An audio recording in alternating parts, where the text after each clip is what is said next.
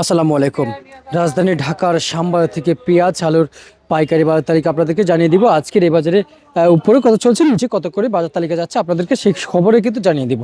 এবং আজকের বাজারটা কিংবা আজকের বাজার কতটুকু বাড়ার সম্ভাবনা রয়েছে সে সকল বাজার তালিকাও কিন্তু জানিয়ে দিব। আপনারা দেখতে পাচ্ছেন আজকের বাজারে পেঁয়াজ, আলু এবং এদিকে রসুন রয়েছে, তা কত করে বেচাবিক্রি চলছে উপরে এবং নিচে সে সকল বাজার তালিকা কিন্তু আপনাদেরকে কিন্তু ইতিমধ্যে জানিয়ে দেওয়ার চেষ্টা করব।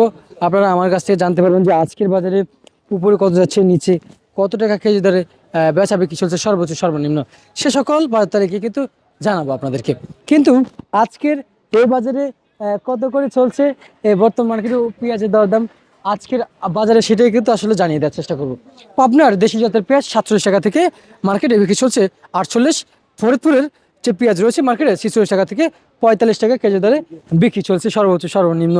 প্রিয় দর্শক বন্ধুরা, রাজবাড়ির পেঁয়াজ আজকের বাজারে বিক্রি চলছে 45 টাকা। তবে যে দরদামগুলো জানিয়েছি গতকাল রাতে যেগুলো এসেছে সেগুলো দামে কিন্তু এতক্ষণ শুনতে পেয়েছেন। এবং 10-12 দিন আগে যে পেঁয়াজগুলো মার্কেটে এসেছিল, একটু নিয়ম হয়ে গেছিলো পাবনার পেঁয়াজ, সেগুলো মার্কেটে 45 টাকা থেকে এবং 46 টাকা কেজি দরে বিক্রি চলছে। এবং যেগুলো 10-12 দিন আগে এসেছে ফরিদপুরের পেঁয়াজ 44 টাকা থেকে মার্কেটে 45 টাকা কেজি দরে বিক্রি চলছে। রাজবাড়ি কিন্তু সেম। এবং আবার জানিয়ে দিতে চাই, গতকাল রাতে যেগুলো এসেছিল 47 থেকে 48, পাবনার ফরিদপুর পেঁয়াজ 46 টাকা থেকে 45 টাকা বিক্রি চলছে বর্তমান বাজারে। অপরদিকে আলু প্রতি কেজি পাইকারি দামে 15 টাকা থেকে 14, নিচে 12-13 বিক্রি চলছে বর্তমান আলু। ছোট বড় মাঝারি সাইজের আলু দরদাম জানিয়ে দিয়েছি।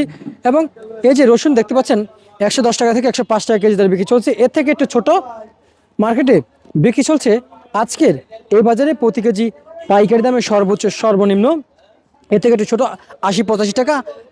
সবচেয়ে ছোট কোয়ালিটির রসুন মার্কেট বিক্রি চলছে 70 টাকা কেজি দরে। প্রিয় দর্শক, এই ছিল রাজধানীর শ্যামবাজার থেকে আজকের পেঁয়াজ, আলু, রসুনের পাইকারি বাজার তালিকা আপনাদের সকলের মাঝে জানিয়ে দিয়েছি।